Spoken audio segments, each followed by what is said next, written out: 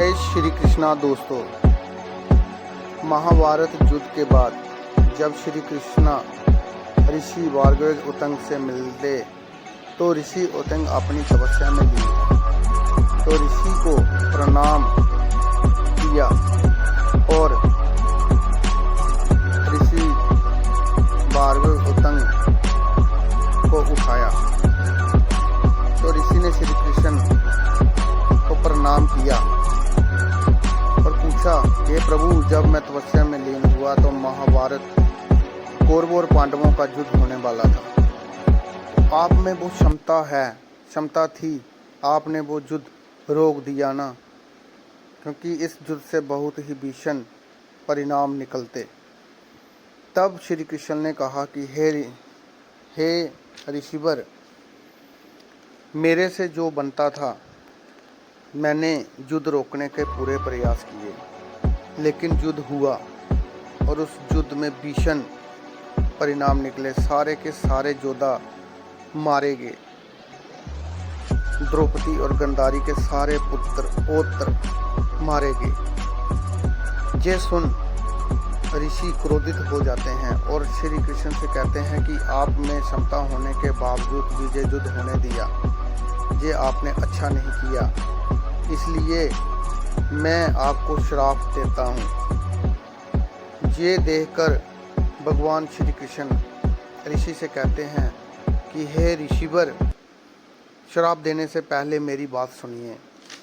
मेरे से जो प्रयास होते थे वो मैंने इस युद्ध को रोकने के लिए सारे के सारे प्रयास किए, लेकिन विधि के विधान में को बदलना अच्छा नहीं होता। लेकिन आप नहीं जानते कि मैं ही इस जग में धर्म की स्थापना के लिए जन्म लेता हूँ और प्राणियों के कण कण में मैं ही हूँ। श्री कृष्ण जी कहते हैं कि मैं ही ब्रह्मा, विष्णु, महेश, इंद्र आदि हूँ। मैं श्राप से परे हूँ। ये जो श्राप हैं मुझे नहीं लगते हैं। ये सारी की सारी सृष्टियाँ मेरे में ही उत्पन्न होती हैं और मैं इनमें हूँ। इसलिए आप अपने जो तपस्या से आपने अपना बल और पुण्य अर्जित किए हैं उनको समाप्त ना करें। इससे आपके वो कहता है, नहीं प्रभु, आपने ऐसा किया, होने दो। अगर मेरी इस तपस्या से इस संसार का भला नहीं होता तो मुझे ऐसे पुण्य की ज़रूरत नहीं है, आपने ये ठीक नहीं किया। तब प्रभु कहते हैं कि हे भार्गव, मैं ही सब कुछ हूँ। तब श्री कृष्ण कहते हैं कि अगर आप जानते हैं कि मैं का हर युग के अंत में धर्म की स्थापना के लिए जन्म लेता हूँ, इसलिए आप अपने पुण्य नष्ट ना करें।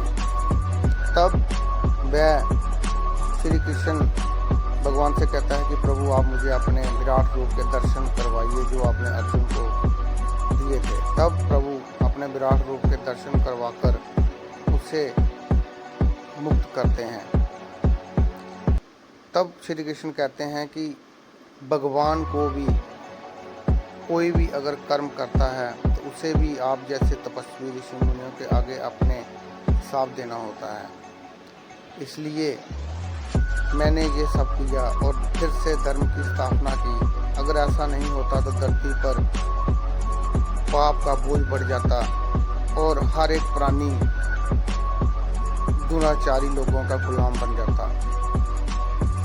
जय श्री कृष्णा, जय श्री राम।